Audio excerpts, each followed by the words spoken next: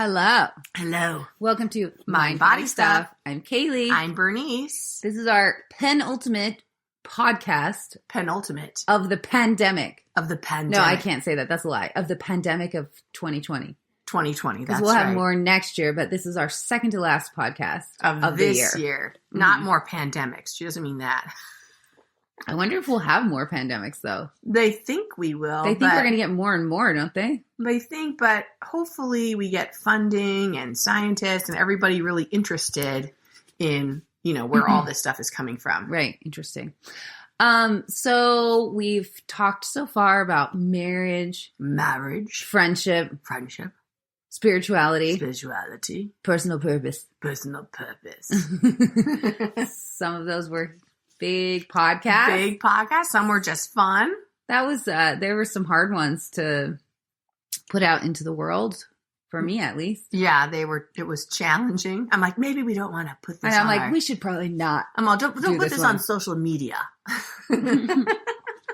One of our instructors, though, she made a comment, and it just actually brought a lot of peace to me. Hopefully her words mean something to you too. I was like, she said something about the podcast, and then I said oh my gosh, thank you so much. I've been really nervous about that podcast. And she said, hey, remember, you're allowed to come as you are too. Aww. And I was like, oh my God, that's such a good point. Yeah. Nobody, it's hard to put out your flaws, your struggles, your questions, your imperfection. It's hard. And so I was like, oh yeah, duh. The whole come as you are thing, it applies to all of us. Not just you. Not just you, not just that one person over there. It's right. Everybody gets to come as they are. Well, and that's what makes our podcast, I think, good sometimes, is that it's not about, perfectionism. Let us tell you the way. We have all of the wisdom. And of course, we're going to be offensive sometimes and entertaining at other times, because don't you think entertainment and offensiveness kind of run together? I think sometimes they do. So yeah. So we are coming as we are. I think I should swear less too.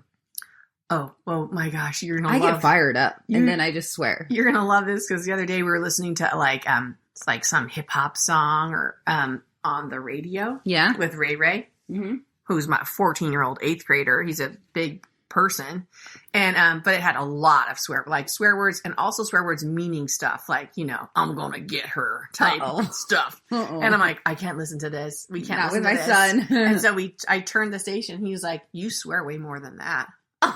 You do swear and a lot. I do. You swear a lot. And it was how he just totally caught me off guard. And I'm like, oh, I do. But you don't swear that much in this podcast. I should tone it down. I swear a lot in my personal life. You do swear a lot in person.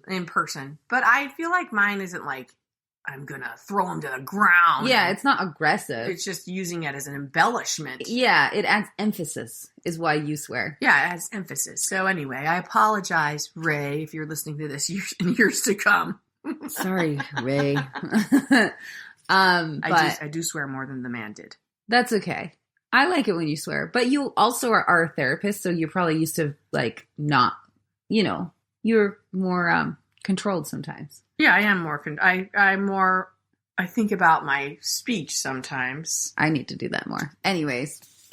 Okay. What's the pillar today, Kaylee? The pillar today, penultimate pillar, is self-image and health. What does penultimate mean? Second to last. Oh, why that's do my you have dog. Animals crying? Quiet. We're in Bernice and Mike's bed right now. I was like, I don't know if I should be here. Well, because Mike was in a meeting in the basement. He sees a lot of action. Quiet. We had the marriage podcast. I guess you didn't talk very much about. We didn't talk about sexuality. Anywho's, we're in my bedroom. So if you hear my dog crying because she wants to be in the room, but if she's in the room, then you'll hear this tick, tick, tick, tick, tick, and then her little neck thing jingling, which I don't like. So just ignore it. Anyways, okay. So penultimate. Sex to last. Sex to last. That was okay. Yeah. So penultimate. Whoa. Okay. So self-image, health. Why do you think this made your list? Because it made my list too, but why did it make yours? Oh, because of my own struggle with self-image and how it's changed over time too, I think. Okay. You know? Yeah. Because, I don't know, growing up, it's like I felt like, you know, you're kind of establishing your self-image. Right. I think when you're little, I didn't really have a self-image, but maybe like I don't think you do at that young age. Middle school or in high school, you get a self-image. Oh, for sure. You get I feel like it's almost getting younger and younger when they get a self-image now. Man, I could be wrong. Like 5th grade, or do you think? They're young now because little kids talk about like not liking their bodies and stuff now. It's really sad. Yeah. And I think I've had boys for so long, not to be gender, but I had my daughter 29 years ago. Right. But now I'm still raising my, third boy. And he just seems not aware of it took him a while to get aware of his body. Yeah. And I don't know if girls get more aware earlier than boys do. I think there's more emphasis on female bodies. Yeah. Mm-hmm. So yeah, I think that they become aware of it sooner and more impactfully, mm-hmm. deeply aware of their bodies. Deeply, impactfully. Yes. Aware of their bodies. So self-image. And of course, self-image, we'll talk about a bunch of different things. One of them, just one aspect of self-image is physical appearance. Right. So we were talking about this the other day with a group of friends, and you started to get defensive about it. Oh. But I'm going to bring it up. How unusual. You got a little grumpy in the conversation. If you know me, then that usually happens at some point in the day. I'm like, do you need to eat? How's your blood sugar? An M&M, perhaps? You're being a bitch. How do we feed the lion? Give her something. But anyways, like, you obviously were just a total stunner, as you still are. Long legs. Like, everybody obviously still talks about your long legs. You're almost 60. You were beautiful, tall, thin, a model. Grew up in Hawaii on the beach, like tan. So did you like just feel like a total rock star? No. Okay. No. Interesting. So why? Well, because I was ugly as a child.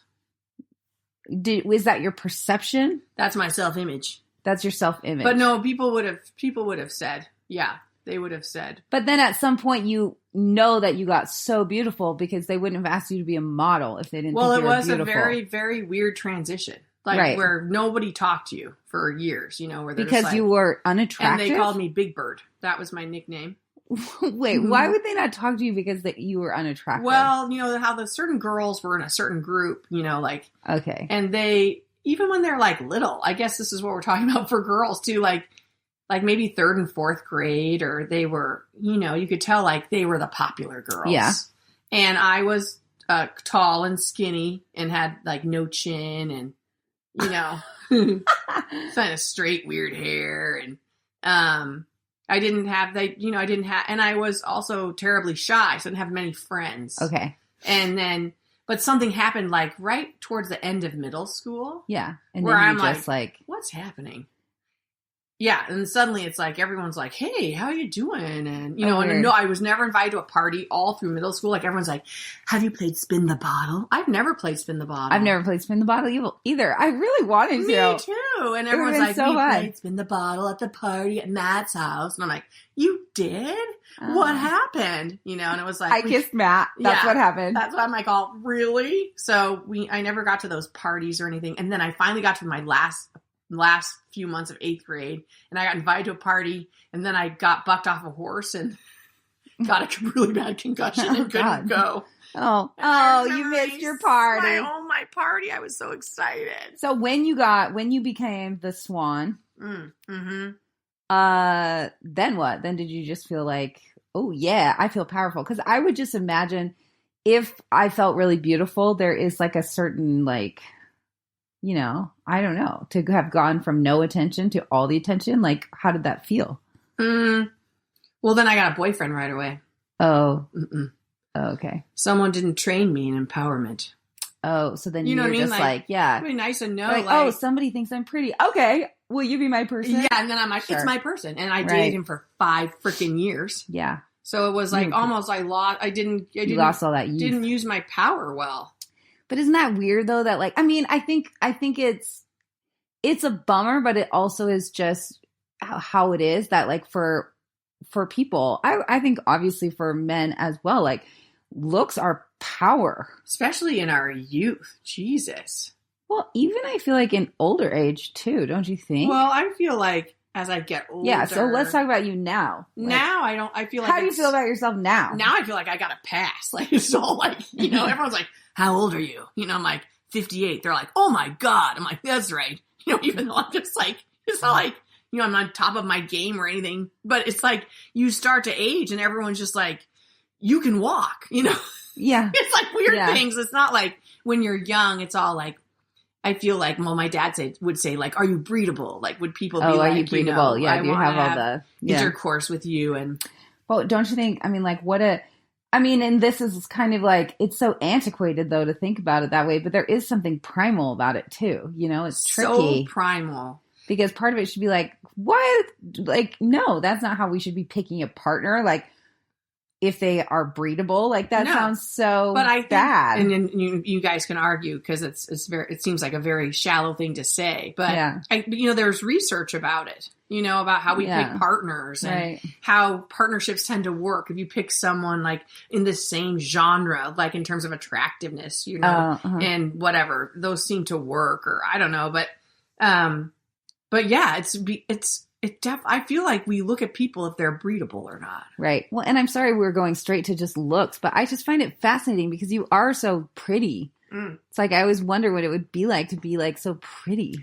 Well, you don't feel pretty when you're pretty. How about all those top models? And they're all like, I never thought I was that pretty. Or there's always something. And the other thing about, if you focus on physicality, right, then of course you're always going to have something to tear yourself down about. Like you just get nitpicky, like, well, then your chin is bad, or you have a bad stomach, or you have big you hips. just look at all the things. Even though you might look at some people and you're like, oh my God, that woman is gorgeous, right? But she's like, I hate my hips. It's just that constant negative self-image so talk. Terrible we do that. It's like that's the thing we have to change for ourselves, is that.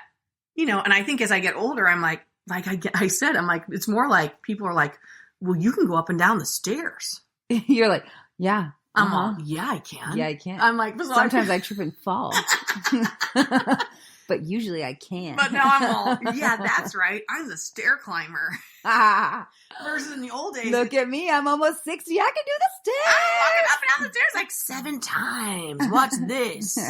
But when we're younger, it's so nitpicky, so like, what are your lips like, and what are your eyes like, and what are your ears doing, and then what about how tall are you? Are you too tall? Are you not tall enough? Are you, Right. But you still wear mascara every day, and you still do all that stuff. Oh yeah, because it makes me feel good too. Yeah. I'm like, I want to feel good. Yeah. Yeah. Even though there's no one that I'm probably going to breed. Well, let's hope you're done. Which is crazy that men can breed for so long. They can breed their whole lives. Like, what a crazy thing. It's like my great-grandfather had a kid when he was 60. Yeah, oh yeah. Well, Catherine McPhee, that actress, now she's with that guy who's 70, who's friends with Prince and Meghan. Oh yeah, Meghan and Harry. Yeah, Meghan and Harry. Yeah. And it's this dude, he's like 70 years old. He's like a father to Harry. I was reading up. Well, I'm watching The Crown, so now I'm obsessed with the royal family again. Oh, yeah. But he's 70 years old. And he's having a baby? Jesus. He's having a baby with her? Yeah, oh, yeah. Uh-huh. Oh, yeah. See, you can just, you can do it. Is like, that must feel really powerful to be like, yeah, I can breed my whole life. Yeah, they don't even have to think about it. They're like, Mike could go out and have a baby tomorrow. Well, like Rudy Giuliani, I know we keep talking about that, but that dude is old. Just to be like that young reporter you think wants to just get in your pants. And he thought she did. Of course. Well, of course he's a man of power. And too. he's like, I'm virile. Viral. I have virility. I'm viral. I'm viral. He was got viral. The virus. Anyways, okay. But about physicality. So yes, and then we'll move away from physicality because that is not all about self-image. No, that's one piece of self-image. But it does have to do with health a bit. It does, for sure. A bit. Because we wanted to tie self-image to health. Yeah, because when we were picking these last two pillars, we're like, well, I do think self-image is a big one, but also health is a big one. And then also, the other one we want to talk about next time. So we grouped these together because they do, especially for my personal journey, I think probably for your personal journey too, health and image are very, very, very closely tied. Well, think about the tumor I just had. The loaf of bread that was removed. your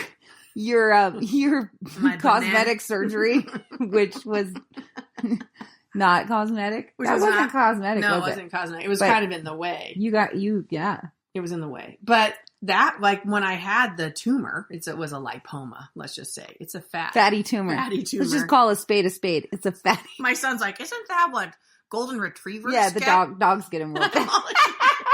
Yes. Thank you, dear. Thank you. Yes. But when I had it, I felt less attractive. Oh, uh-huh. Because I'm always aware of it. And what does it matter to you how attractive you feel? It mattered. It obviously mattered. It matters. And it's like, it was just like a lump on my rib cage. Right. Like, who cares? Right. But it was affecting my sense of self. Right. It was affecting whether I felt good. Yeah. And then it was like, but you think, who would care? Right. Yeah. And it's tricky. And I think it's tricky too in the context of Oula, because we always say, it's not about how it looks. It's about how it feels, you know? And so, but there is part of it that you care. I care. Yeah. And then it was like, you have it removed. And I'm like, I feel better. Right. Well, it was getting in your way too. It was hard to breathe.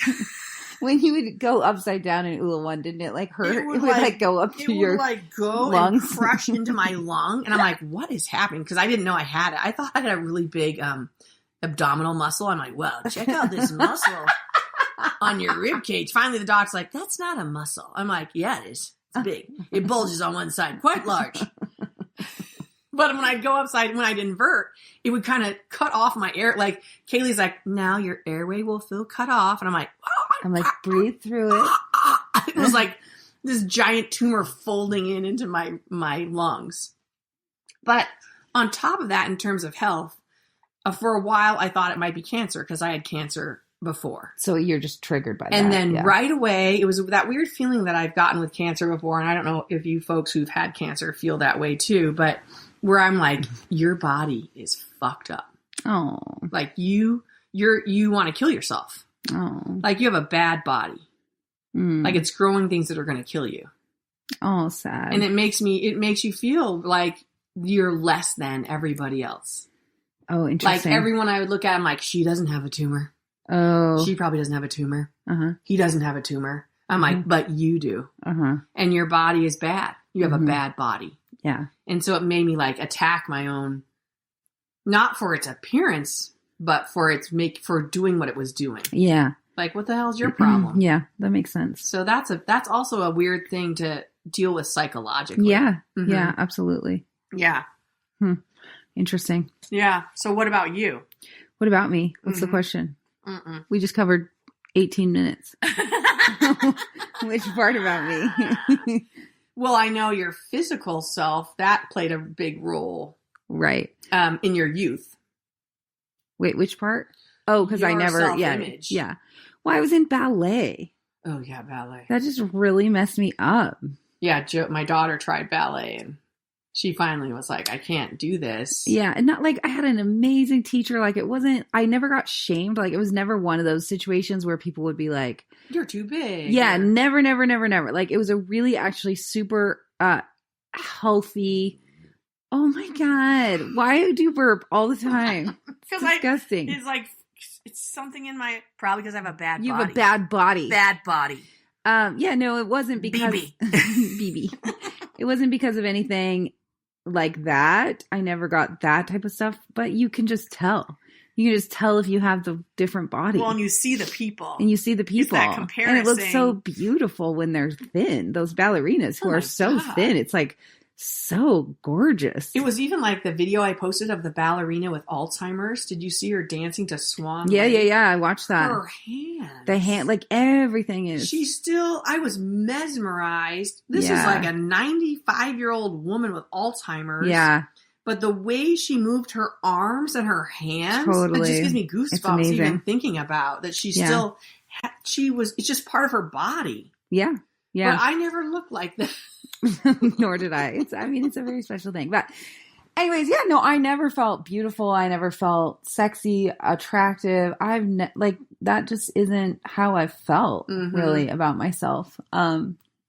Ever. I mean, sometimes I feel good. Now you do more. I think now, and I think I have a husband who's like really appreciative and complimentary. And he's hot. And he's hot. Like he's super hot, and I find him very attractive, and I know he finds me very attractive. So that, makes me feel good. And other women find him attractive. I mean, like you, like me. It's okay. I think your husband's hot too. We just walked in on his Zoom call, and I'm like, Mike, hello, he's talking. You're looking pretty good. The businessman. Yeah, he looked like so professional. He's all yes. And he's like the boss in charge, and he's so calm and like. I know, it's like he'll take care of He'll take care of you. Yeah, like, he's like, I got it. I'm like, oh yeah.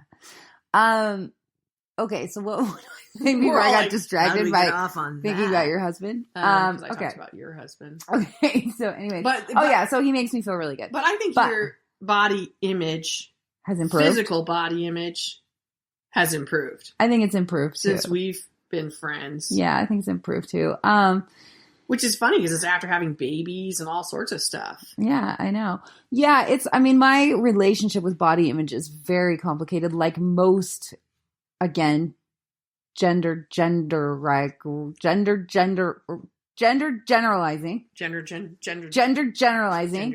I think a lot of women have a complicated relationship with body image. Mm-hmm. I think this also is a tricky conversation to talk about on a podcast, especially as, basically owners of a company that really chooses not to ever talk about body image and that the focus is not on the body. Like this actually feels kind of challenging to talk about on a podcast. Mm-hmm. And I don't know how much I want to talk about it actually. It feels like I don't know if this is healthy. But of course, to explore it, we all know that not everyone, but many of us deal with self-image and battling our own physical. And that's what we hope with Oula is that when we're in that period of time all together dancing, whether it is virtually or in person, to me, it's almost a meditative practice. It is. Where I get away from... It's the 1 hour. It's the space where that doesn't matter to me. And that's the thing I found is sometimes I'll see myself on film later. The film is triggering.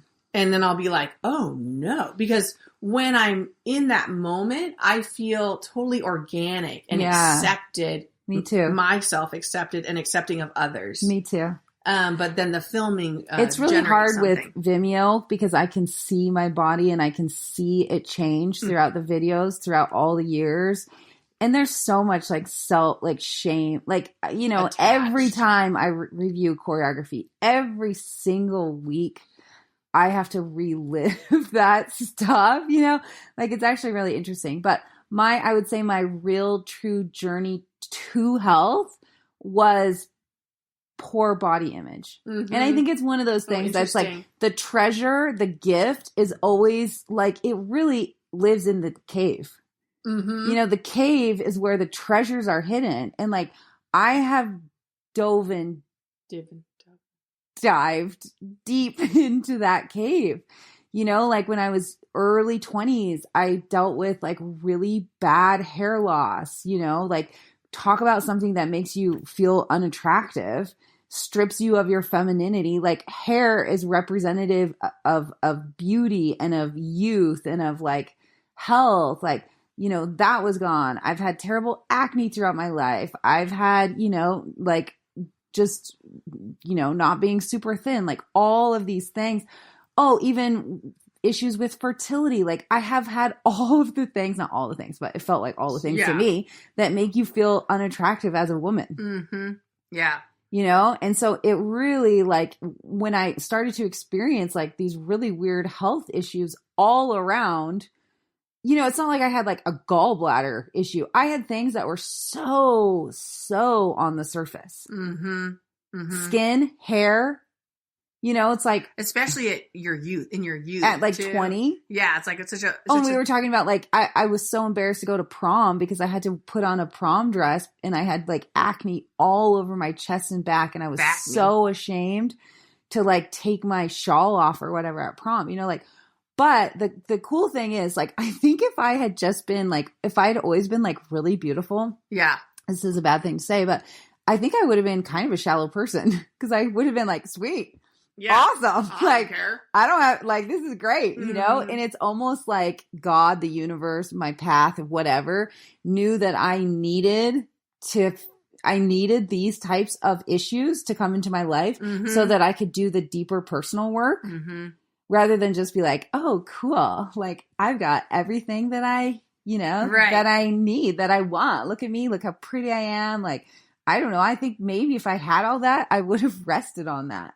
Yeah. But I've never had that to rest on. You wouldn't have explored deeper in terms of your who I am physicality and body and movement and even. Spirituality and like, all of the reasons that make me feel like I'm not a shitty person, you know, because if I just stayed on the surface, I would have lived in just that like hate, shame, embarrassment, you know? And so I was really forced to go underneath the surface, literally and figuratively, to find my true path and purpose. And so it's kind of like, it sucked. And, you know, whenever I get little relapses in any of those areas, they're really triggering for me. They're really hard for me to, you know, I mean, I've done them enough. I've gone through those cycles enough that I'm like, okay, this doesn't last forever. I know how to get out of this. Like, I've been here before. And so it's not as intense as it was. But yeah, when you're 21 and like, you have it's just all these things. You're like, I feel like fucking shit about myself. But luckily, my Prince Charming came in and just like loved me so hard through all of that. Like I met him when I was 20 at the peak of all of this, or at the beginning of all of it. I mean, he lived with me through all of these like really, really rough years. Yeah. Where I just felt terrible about myself. Right. So that was helpful, I think, too. Yeah. And that you also have this human just seeing you, you know, beyond what you see. Beyond, yeah. Because I want to read what they say about self-image. Yeah, please do. Because I thought this was so interesting. So self-image, there's 3 points. The way a person perceives or thinks of herself. The way a person interprets others' perceptions of herself. And the way a person would like to be. Oh, that's so cool. Self. Yeah. So it's true. You have perceptions of yourself. Right.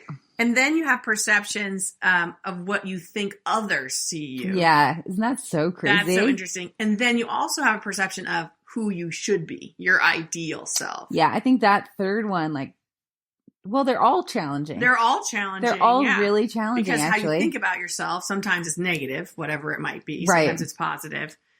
And then also a lot of us, and then the other point is, are you extrinsically or intrinsically motivated? Sure. So if you're extrinsically motivated, you're always looking at others. Like, how do you perceive me today? Yeah. How do you perceive me today? And so that's constantly changing how you perceve yourself. Yeah. That's kind of like, whoa. That's a hard way to...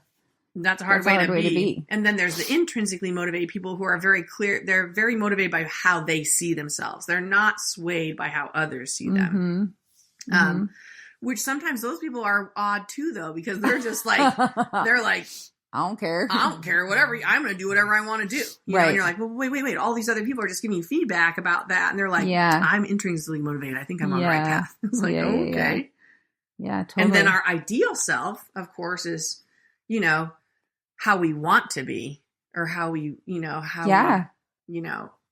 Well, I think that that can almost be a little bit of a comparison between how we feel that we are and how we want to be, or how we wish that we were. And that can make you unhappy too. It totally can make you unhappy. You're like, look at you. Like for me, sometimes I get jealous, or I compare myself to another and I feel less than. And then it's like, but then I double shame myself because I'm like, what is your problem? Yeah, totally. Why would you even think that?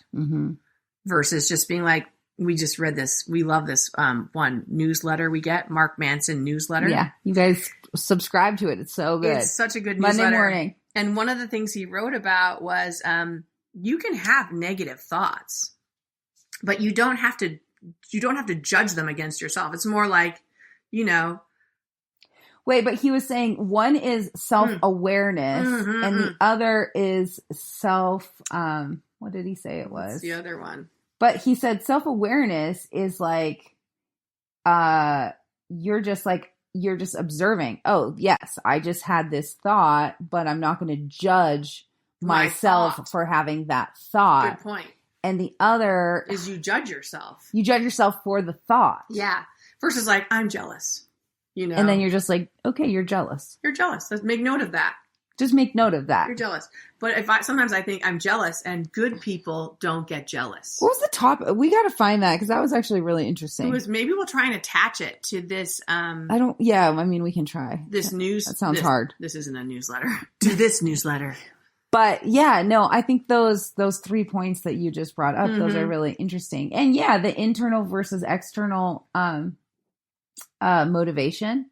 That's another good point, because again, when we talk about, we'll go back to physicality again, but then let's change it. But so maybe you see a beautiful person. Yeah. And so you perceive them as beautiful. Yes. So that's your perception of them. Mm-hmm. But perhaps that person doesn't perceive themselves as beautiful. Exactly. So you're all, and I'm like, I know, but you're like, but if I looked like you, I would perceive myself as beautiful. Right, and exactly. It's like, and you're like, I would be so happy or totally. Yeah. so You think it's confident. like the key that would just unlock your like door to bliss. But oftentimes you'll talk to people that we perceive as attractive or beautiful, and they'll be like, oh no, they have all these hidden, all these demons that they're battling negative with. self-image as well. Well, it's fascinating too, because I think God, age just is really kind of cool. Mm-hmm.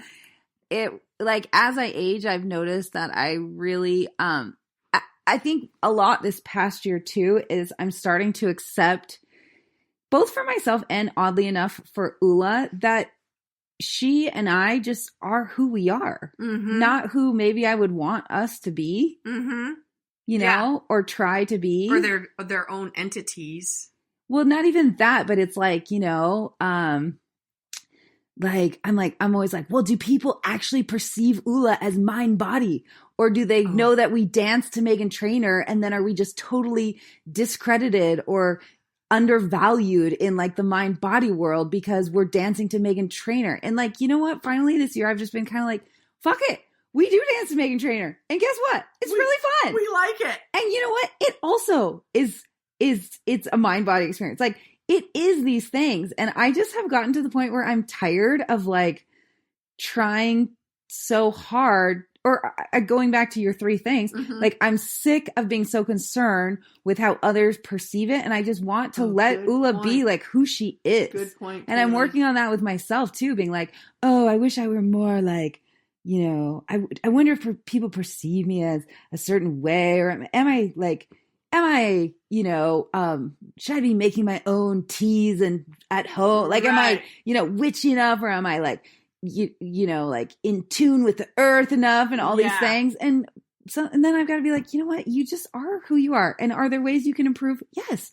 Are there ways that you can constantly be evolving and growing and learning? Yes. But you also have to just accept that you are who you are, and you're being called to the work that you're meant to be doing. And you have to just trust that it's actually good enough, that you don't have to be something else to be who you're meant to be. According to what you think the other people are perceiving. Perceive. Again, we talked about that, and how it's constantly changing too. Yeah. Right? It could be like, one woman loved Meghan Trainor, or like 100 people loved it, and then 100 people didn't like it. Yeah. Versus like, we don't care. Or, like we care, but I mean, it's like we're being true to the entity. Right. And I also think there's something in like the spiritual world, all those teachers and leaders and mentors. Like, I honestly think some of them need to have more fun. I'm like, I think you actually would really love Oula if you didn't, if you gave it a try. If you let go a little bit too.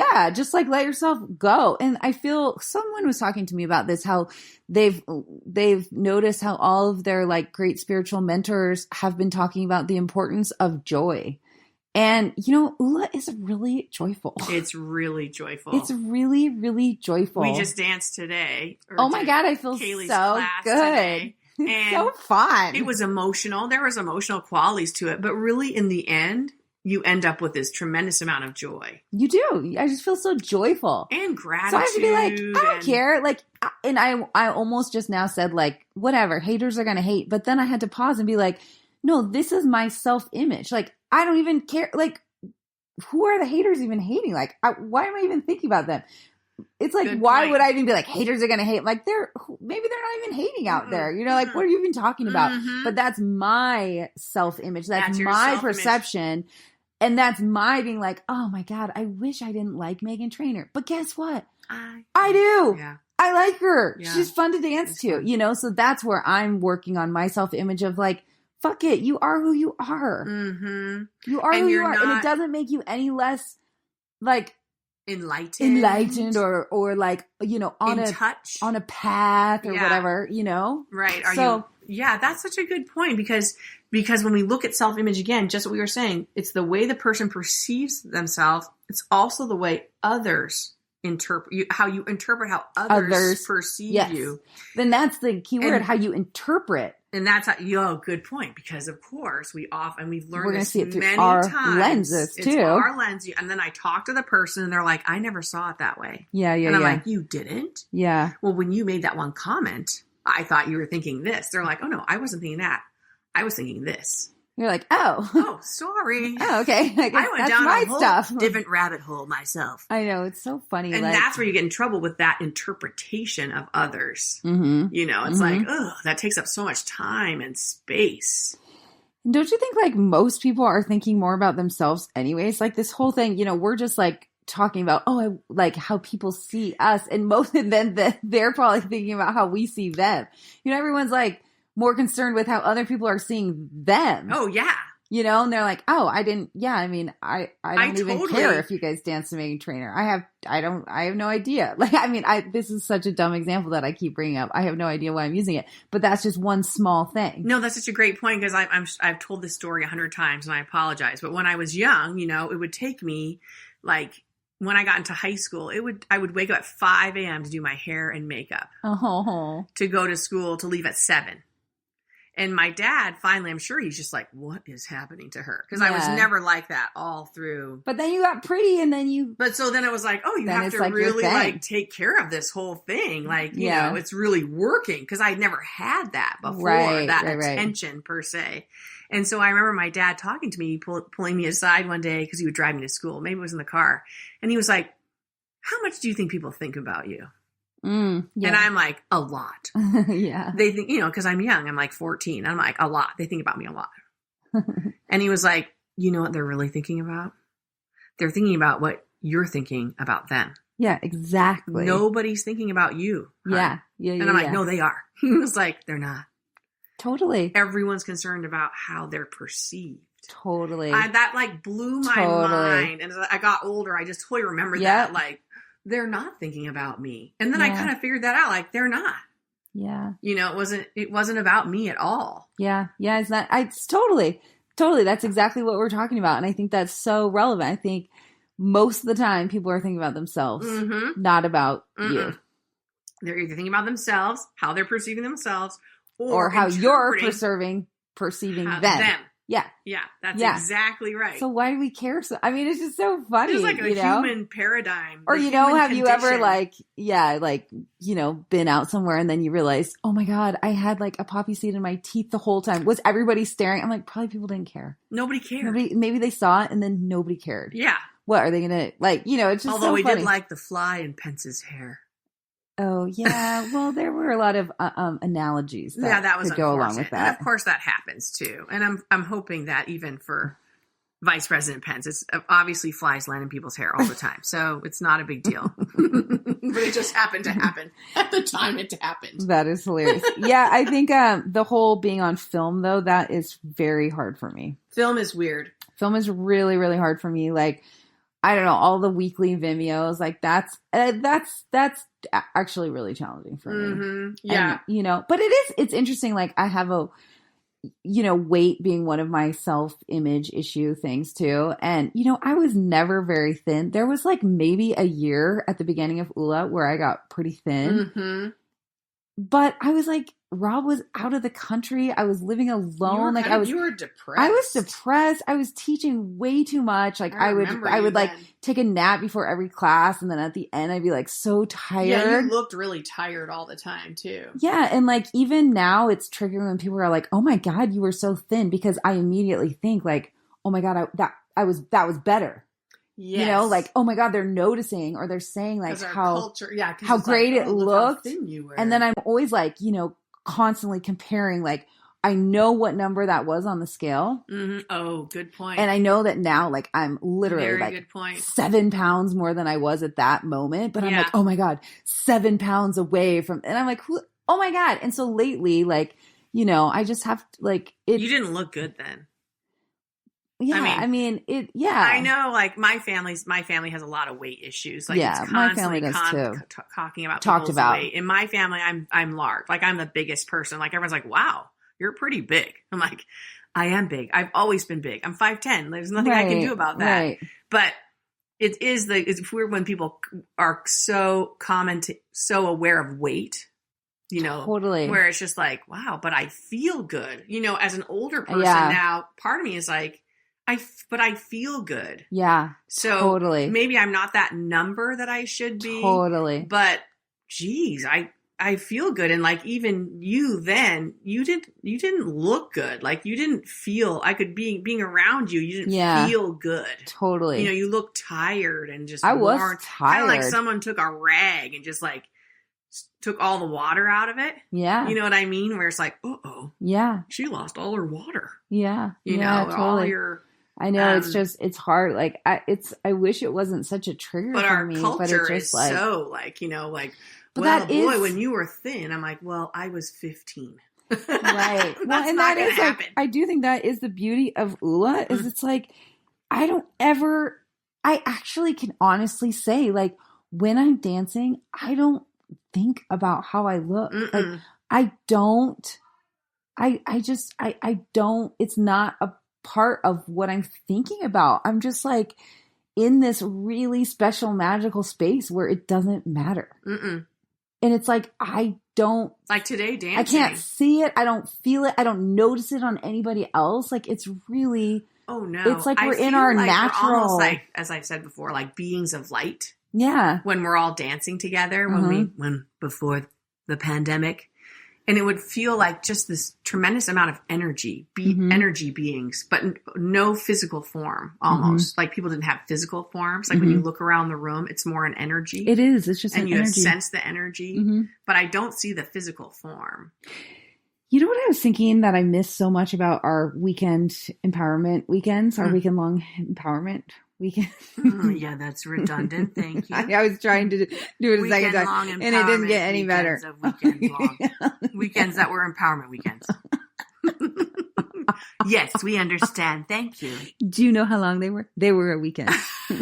2 days. A weekend long. That's in America. Those weekends. Are 2 days weekends. So I just always find it so interesting that Saturday morning when we all sit down, like, I'll look at people, obviously we look at them and we go around a circle. And, you know, I think that just being a human with the brains that we have, you just kind of are like, you just start to like organize people in your head. Right. You know, you're like, oh, okay. Yeah. This woman is blonde. She's in her 50s, you know, whatever. Right. You can kind of just like, you start to categorize. You just are like, yeah, I'm like, for recognition purposes. Yeah. Just for recognition, not to like, for nothing for negative or judgmental. No. It's just like, I'm understanding a basic understanding of who this person is. Yes. Right. This is their story. Yeah.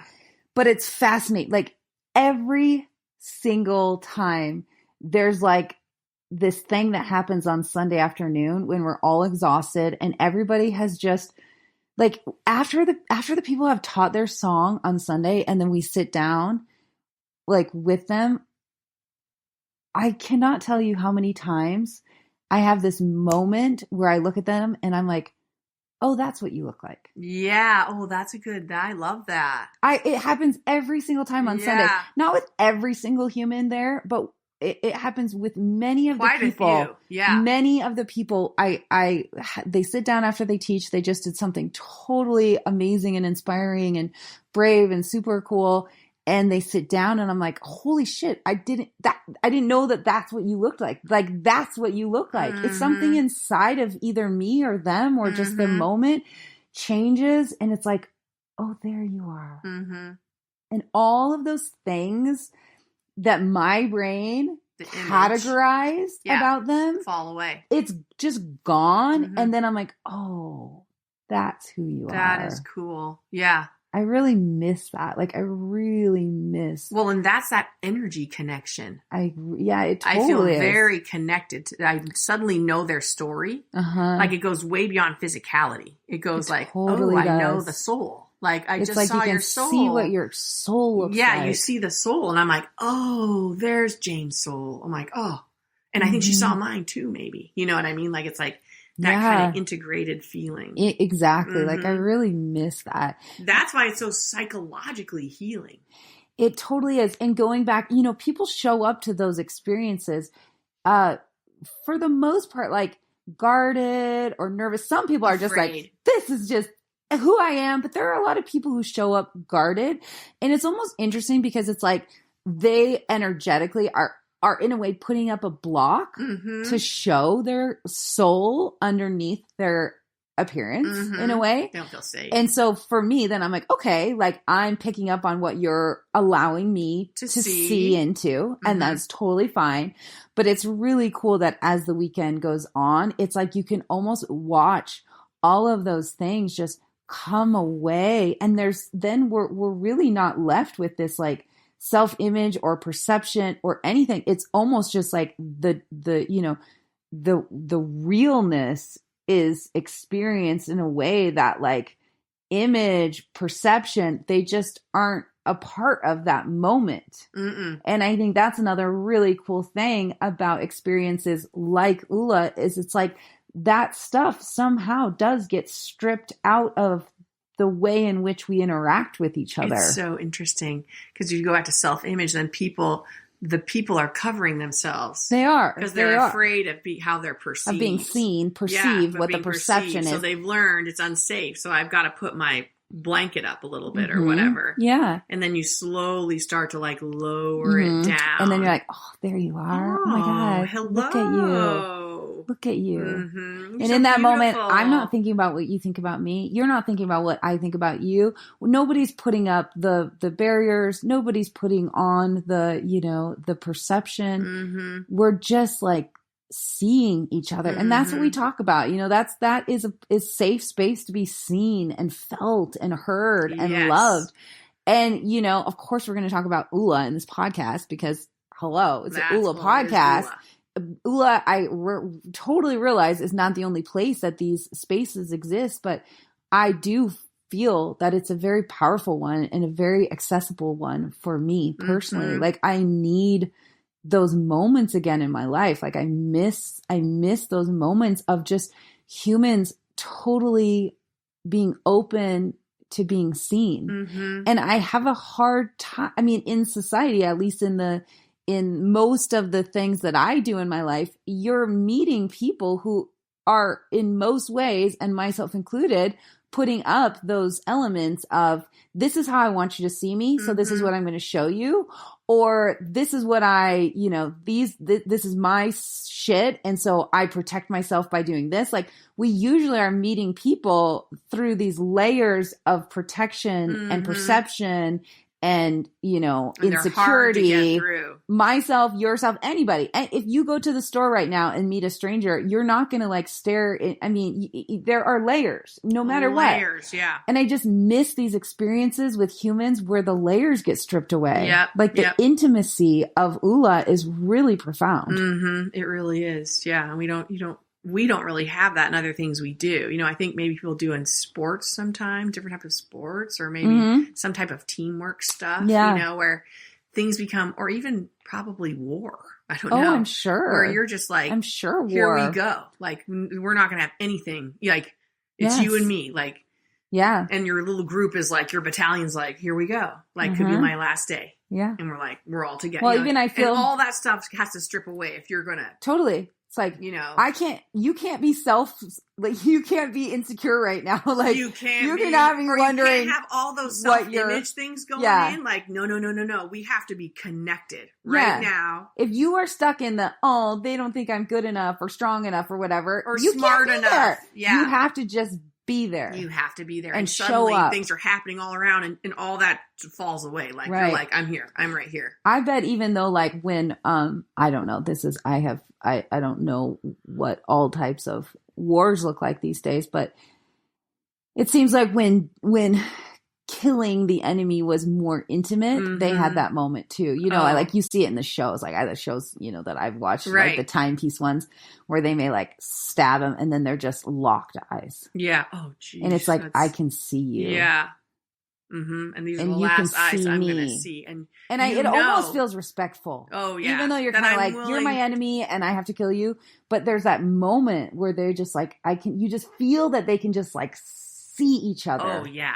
All the layers of you're this, I'm that, you're the enemy, you're bad, I'm good, whatever, blah, blah, blah. It's you're all fighting for this, stripped away. I'm fighting for that. Yeah. And it's just like, it's just. And this is my last moment on earth. You know, like the and person, and the other person is like, this is, and I will be the last eyes you see. Yeah. Like, I'm sure it feels like a great honor. See. Yeah. In a way, you know? Yeah. And it's just like hard for us to get that stuff. It is. Life. It's totally hard. And we're so protective. You know? It's all you see how our self-image is like so. Well, and it's such a bummer because self-image, like, I feel like so many people, especially women, you know, they can just rely on their looks without having to go into those depths sometimes because you do know that there's this power. Or they use their looks as a guard. Or totally as a guard. Like, and sometimes people are like, I've done my hair, I've got my boobs done, I had my face done, whatever it is, folks. I don't, you know what I mean? But I feel like sometimes it's more like you're almost armoring yourself. Yeah. You know, like, I have my armor on. Yes. And I'm like, wow, your armor is, like, sometimes I meet those women, I'm like, you are very powerful armor. Yeah. Well, and it's kind of like, you don't even need to say anything. Like, you know, you kind of just see someone so beautiful and you're like, I don't even care if you're nice because I just kind of want to look at you. Yeah, right kind of in awe. I know, you just kind of are. Yeah, it's a weird thing. Isn't it so strange? It is weird. It's like just being like just not that pretty kind of makes you have to work a little bit harder in some ways. Or like even for them, like they work some of them work so hard. That's so true. You know, to get there. And you feel it. Like, I'm like, she'll never talk to me. She worked really hard to get there, you know, or I don't know what it is. Like we were hiking on the trail the other day and my husband was like, you're afraid of people. And I'm like, I am kind of afraid because you totally are. I can't walk alone. Like I'm up there. I'm like, what if I had passed? We passed maybe. Passed? I walked by. Like died? No, walked by 6 groups of people. Oh yeah. And I'm like, here comes a person. Like well, I had it to is prepare COVID. myself. It is COVID. But I wasn't even thinking of COVID. It was more like, it wasn't. And you will weren't. we look at each other or not look at each other? Should I look? Should I not look? Right. Should I smile? Should I not smile? But how dumb is that? Because I do that too. We were on a walk on Thanksgiving and we were on this trail. Do they think I'm rude? No, I'm like, yeah, of course I wonder what they're thinking of me right now. I'm like, what the fuck why? Is that about? Why? We're why on do you a fucking care? Trail. I'm never going to see you again in my life. Like, why would I even care what you think of me? It's a beautiful day and we're outside. But I do kind of wonder. I'm like, should I smile? Oh, I had say have a good day. Every time I saw a group, because it was on the trail where you could see people coming, and I'm all, what am I going to say? And just Mike's like, here's my dog. And I'm like, here's his dog. You know, and he was like, you are so uncomfortable. I'm like, no, I'm not. But something about, and that is tied to self-image, I think. It totally is. Like that, how are they perceiving me in this 1 second, 2 second encounter? Totally. Who gives a shit? Well, especially if you put your sense of identity in how people perceive you, it's really challenging. Yeah, that's such a good... Because I even think about like... and I don't have control in that situation.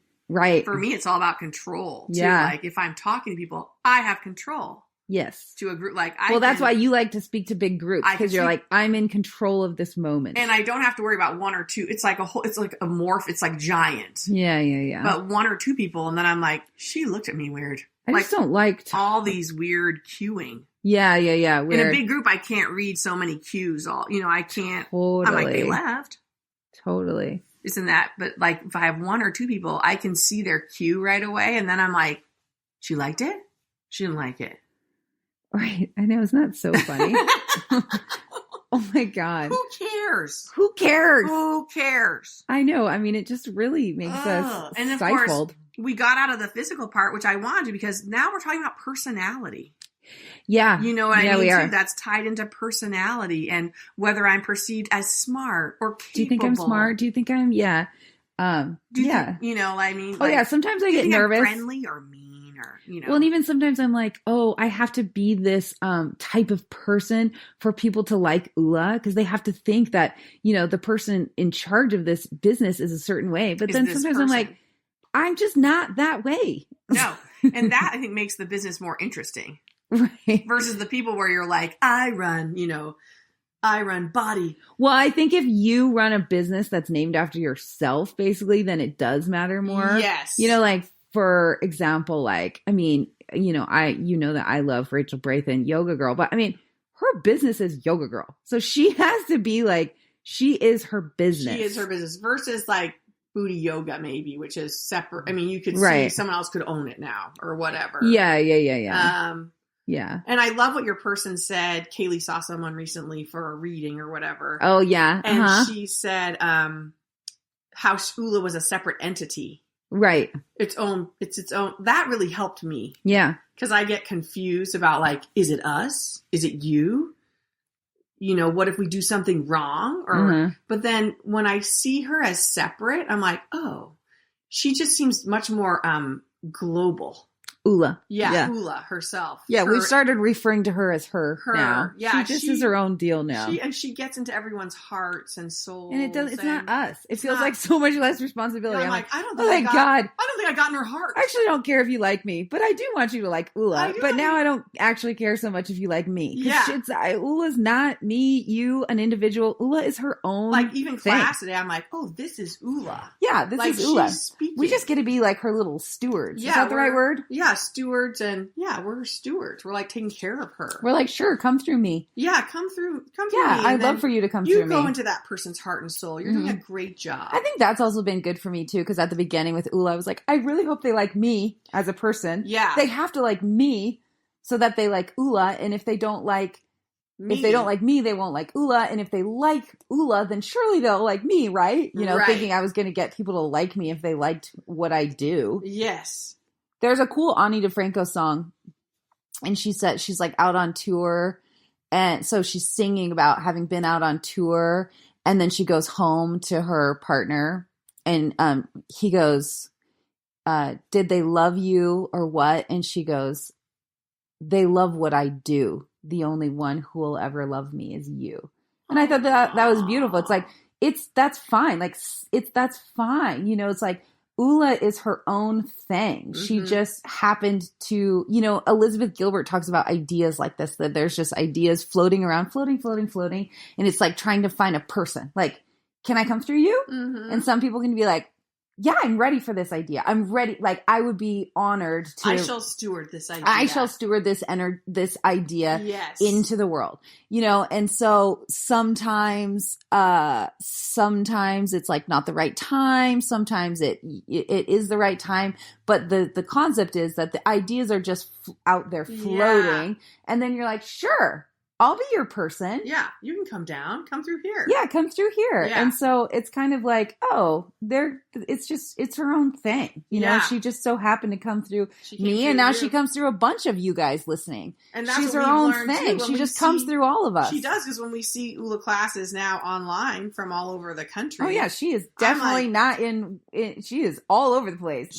She's like, don't worry. Oh my God, it kind of freed me up in the most amazing way. I'm like, awesome. Yeah, she's like, I'm over here. I totally got it. Actually, I think that created space in her to grow more, and it totally created space in me to open up as well. Like, I can continue to move in complementary directions, and know that, like, Oula lives. I mean, she's fine. Yeah, and she's powerful. She lives her own. She is powerful. You know, I think if anything's been holding her back, it's me. Well, maybe both of us a little bit.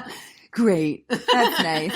Yeah, but just how we perceived her. How we perceived her, and how we thought it reflected back on us. Like, it's just all about the self. Where it's and like, that's ego, and that's, you know, all that stuff. But man, just let her fly. Yeah, and she feels more. She kind of wants to fly. She feels more like, I got this. Like, I'm so like, you know, I'm like, oh yeah, you got it. Okay, good.